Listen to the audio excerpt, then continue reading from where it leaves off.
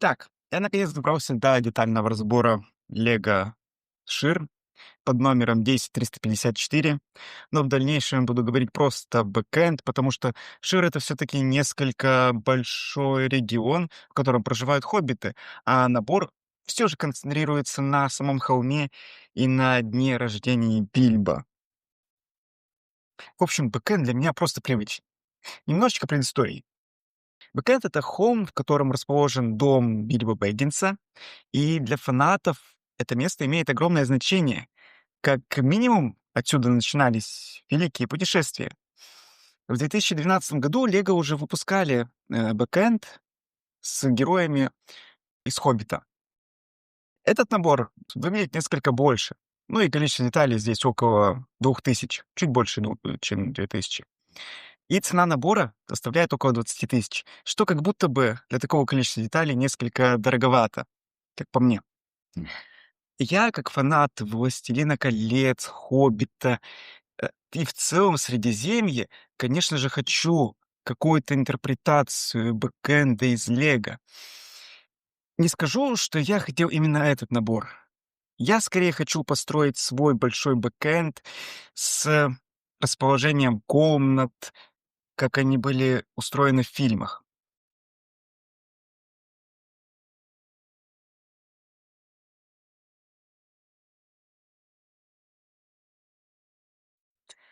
Но для того, чтобы и построить свой бэкэнд, мне нужны некоторые атрибуты и, конечно же, персонажи. Поэтому, наверное, в большей степени я и купил этот набор. Вообще, я уже собирал альтернативную конструкцию бэкэнда из набора «Дом на дереве». И уж тогда обратил внимание, как устроен весь дом, его комнаты, коридоры, другие помещения. А теперь начинаем распаковывать.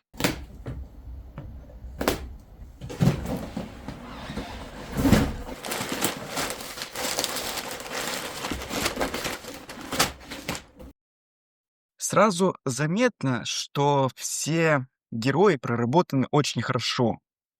Принты выполнены специально к этому набору. Выглядят классно, и смотреть на них одно удовольствие. Вообще, собирать бэкэнд было интересно. Да, тут не так много интересных конструктивных решений, но, наверное, по большей части это сам изгиб дома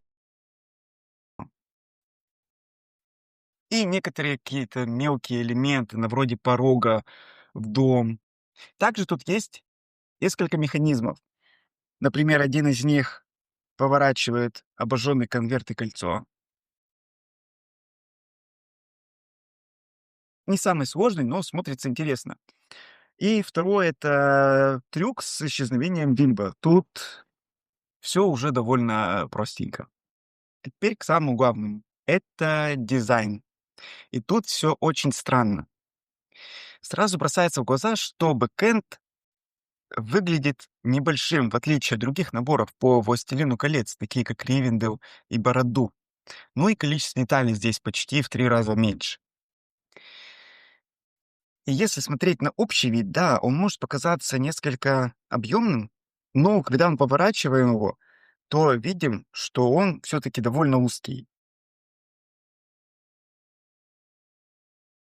Есть отдельные интересные элементы, на вроде свисающей с холма травы, подсолнухов, изгородь, сделанная из бумерангов, сам интерьер комнат, атрибуты в них, портреты, карта, договор, кольцо, конечно же. Все это довольно интересно, но это по большей части небольшие элементы. А в остальном по дизайну у меня есть большие вопросы. Итак, что же мне здесь не понравилось? Первое — это само дерево. Оно сразу бросается в глаза, и в этом наборе является одной из доминант. Почему чуть более детально его не сделать, я не понял. Можно было просто добавить чуть-чуть деталей, и на цену набора это вообще бы никак не повлияло. Но выглядело бы сразу намного лучше. Тем более, что у нас есть целая куча других примеров красивых деревьев. Вот, например, здесь или здесь. Можно взять тот же бонсай. Второе. Это сам дизайн холма. Практически во всех крупных наборах Лего детализация основного сооружения очень высокая. Это и Ривенделл, и замок Дисней, и средневековый замок, и дом на дереве, любое сооружение из серии модульные здания. Но здесь этого нет. Я согласен с тем, что детализацию травяного холма делать сложновато. Но это не значит, что надо использовать столько полукруглых деталей. Они очень большие, и из-за них холм смотрится как-то стерильно. Только посмотрите, как выполнено основание в Барадур, где смешаны камни, огонь, лава, и как это выполнено здесь. Посмотрите на кадры из фильма. Этот холм, он весь покрыт зеленью, травой, растениями. Здесь же этого нет. Полукруглые детали хорошо вписываются, когда лишь дополняют пейзаж, они создают сам объект, допустим, замок или дом. Вот тут или тут. Но тут же сам холм состоит из них. Думаю, надо было изменить конструктивный принцип самого холма или хотя бы добавить больше растительности. Еще вопрос по помещению. Оно почему-то осталось незакрытым. В общем, на мой взгляд, это выглядит несколько лениво. Третье — это само пространство помещений. Возможно, тут мои придирки исходят из того, что я люблю бэкэнд, каким он задуман по фильмам и книгам, и конкретно его пространство. Оно очень продумано и смотрится органично. Но здесь, опять же, как будто бы этого нет. Я бы хотел увидеть большую ширину помещений. Хотел бы увидеть еще какие-нибудь комнаты, допустим, кухню или столовую, какой-нибудь полукруглый коридорчик. Тоже можно было бы добавить. Здесь дизайнеры пытаются сделать то же самое, что и в других больших сооружениях, где спереди сам фасад, сзади помещение. Вот только это хорошо работает, когда помещения не привязаны к фасаду, допустим, в Барадур, либо замке Дисней. Но здесь это не так. Тем более в других сооружениях и сами помещения не привязаны к фасаду, и они не описаны в книгах, не показаны в фильмах. Как раз фильмы здесь нас вводят через эту зеленую дверь в холл дома, в коридоры, в другие помещения. И для нас воспринимается сам дом вместе с холмом. Это одно целое, и как будто бы его разделять нельзя. В общем, я бы хотелось бы увидеть что-то большее.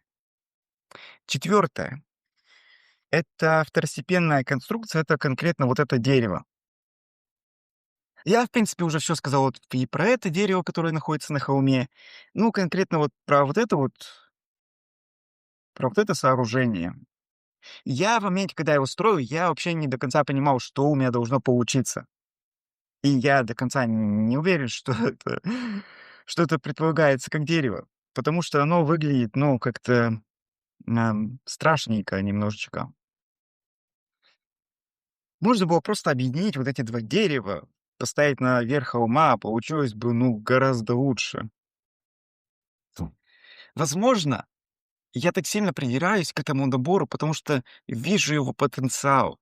Он однозначно мог стать флагманским набором, но как будто бы изначально установка была совершенно другой. Как будто бы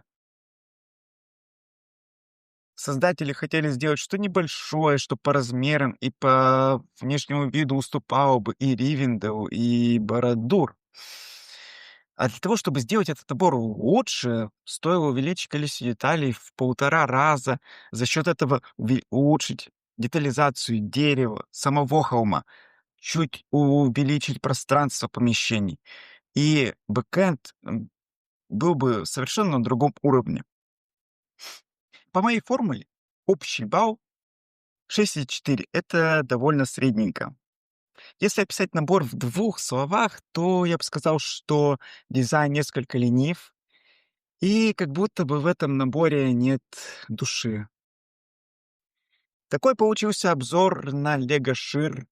Ну, а если вы досмотрели до этого момента, то можно и лайкнуть, а еще можно подписаться на канал. Тут планируется много всего интересного. И из ближайшего я хочу сделать небольшой апгрейд этого набора. Как минимум можно соединить вот эти два дерева, а то я тут наговорил много всего, а так и не показал, как это сделать можно лучше, как это можно изменить, чтобы это смотрелось по-другому. В общем, можно также писать комментарии, написать, понравился вам этот набор, понравился вам этот обзор, э, что бы вы хотели добавить сюда. В общем, все, что пожелаете. И еще услышимся.